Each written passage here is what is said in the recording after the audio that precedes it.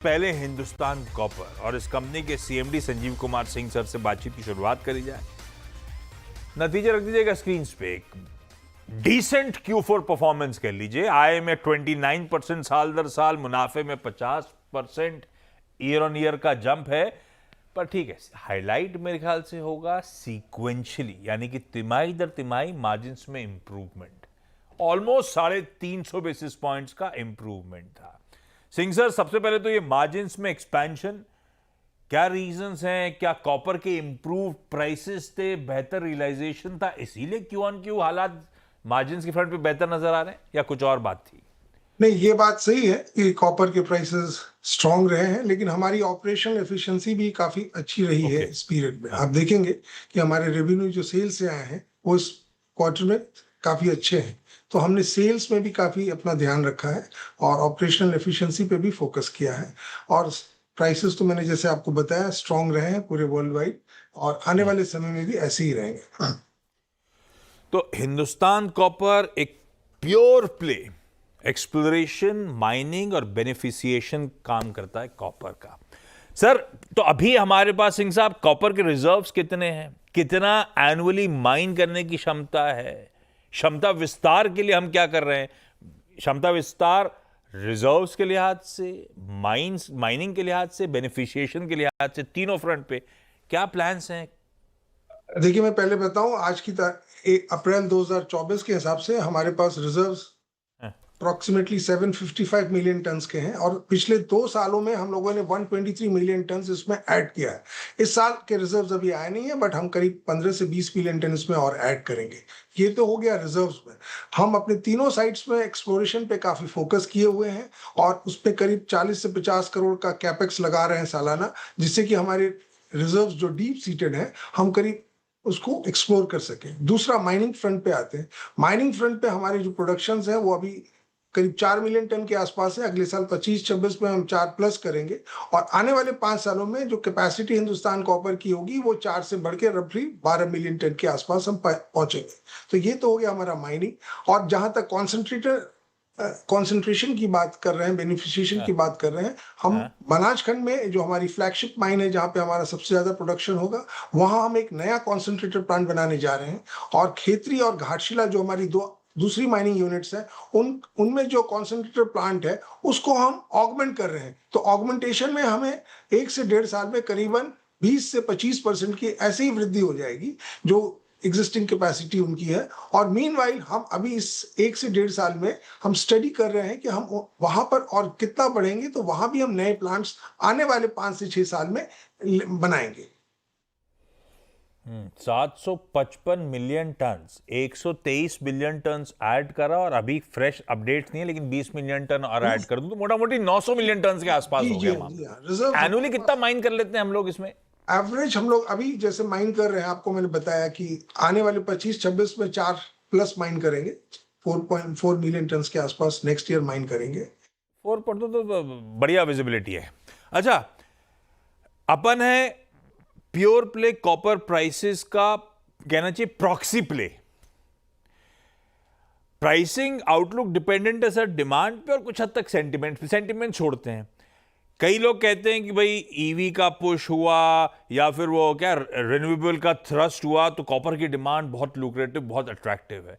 पर चाइना को लेकर अभी भी अनसर्टनिटी बनी हुई है। ऐसे में आप लोग डिमांड एनवायरनमेंट दरअसल देख कैसा रहे हो सर? FY26 में किस तरह के डायनेमिक्स या करंट डिमांड डायनेमिक्स कहां खड़े हुए हैं? मैं पहले एक चीज ये बता दूं, हमारे देश में ऐसे ही कॉपर का डिमांड बहुत ज्यादा है, और हम लोग हिंदुस्तान कॉपर इस कंट्री का सिर्फ 5% ही नीड सेटिस्फाई कर पाता है।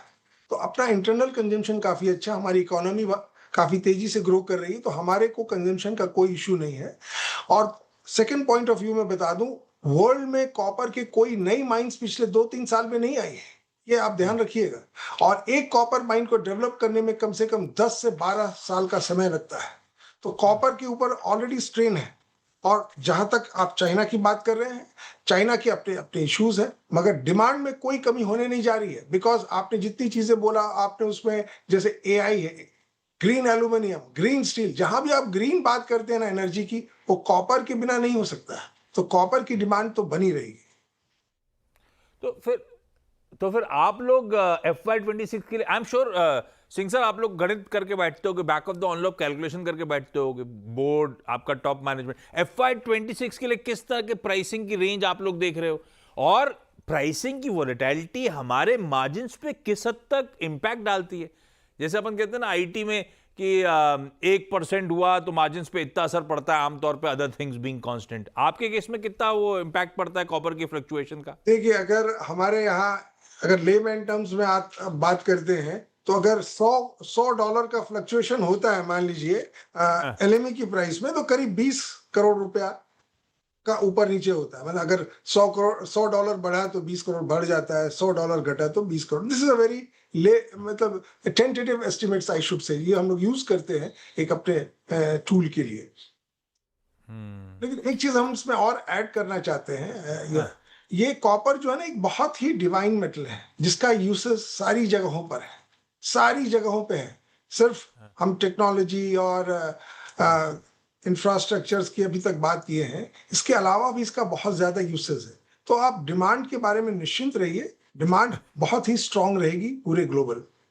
डिमांड निश्चिंत रहिए, सॉलिड रहने वाली है, और हिंदुस्तान कॉपर का दबदबा है देश में। सबसे बड़ा आपके सामने प्योर प्ले कॉपर प्लेयर खड़ा हुआ है। अच्छा, अपडेट्स थे कि आप लोग कुछ एक्सप्लोरेशन ब्लॉक्स टटोल रहे हो छत्तीसगढ़, राजस्थान वगैरह वगैरह में, क्या अपडेट्स हैं उनको लेकर? हम लोग जो हमारी मिनिस्ट्री ऑफ माइंस जो ब्लॉक्स का ऑप्शन कर रही है, उसमें भी हम लोग देख रहे हैं। और इसके अलावा हमने मध्य प्रदेश के साथ एक एमओयू किया है कि जिसमें कि ब्लॉक का एक्सप्लोरेशन करेंगे, और जब ब्लॉक में not only copper, critical minerals भी अगर उसमें पाए जाएंगे, तो एक जेवी कंपनी बनेगी जो उसका माइनिंग करेगी। इसके अलावा एक हमारी जेवी कंपनी छत्तीसगढ़ में है, छत्तीसगढ़ कॉपर लिमिटेड, उसके भी एक्सप्लोरेशन प्रोसेस में हम आगे बढ़ रहे हैं। वहां 2 ब्लॉक्स हैं जिन 2 ब्लॉक्स में करना है, और उसके लिए भी हम एक्सप्लोरेशंस के अभी भी तो ऐसा होता होगा जब कॉपर माइन करने जाते होगे तो बाकी मिनरल्स मेटल्स निकलते होंगे, वो अभी भी ऐसा होता होगा ना? बिल्कुल, copper is a base metal. Copper आप जहां भी माइनिंग करते हैं उसके साथ जरूर, चाहे गोल्ड हो, चाहे सिल्वर हो, चाहे और भी चीजें निकलती। Copper is a base metal, पर उसके साथ हमें ये 2-3 चीजें भी मिलती हैं, हमारी माइंस में मिलती हैं।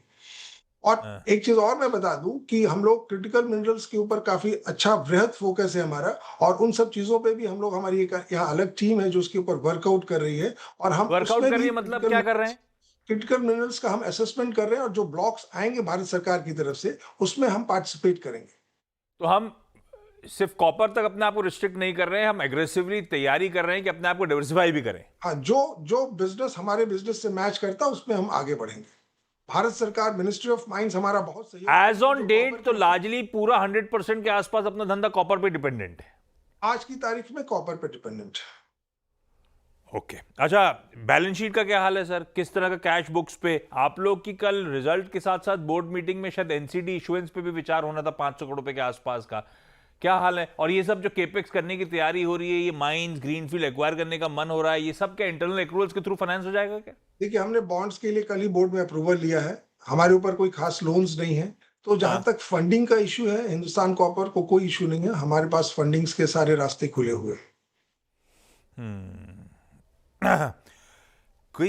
इसमें एक चीज और ऐड कर दूं मैं, आपने जब इतनी बड़ी बात की है, तो एक चिली की कंपनी है कोरेल्को, जो दुनिया की सबसे बड़ी कॉपर कंपनी है, उसके साथ भी हमारा एक एमओयू हुआ है टेक्नोलॉजी और कैपेबिलिटी के, उसमें एक्सप्लोरेशन के, उसमें माइनिंग के, उसमें। तो वो भी, उनके साथ भी हम काफी बातचीत कर रहे हैं। अगले महीने उनकी विजिट है हमारे माइंस को, तो हम बाहर भी अपने जो ग्लोबल प्रैक्टिसेस है, बेस्ट ग्लोबल प्रैक्टिसेस, उनको भी इनकॉर्पोरेट कर रहे हैं अपने यहाँ।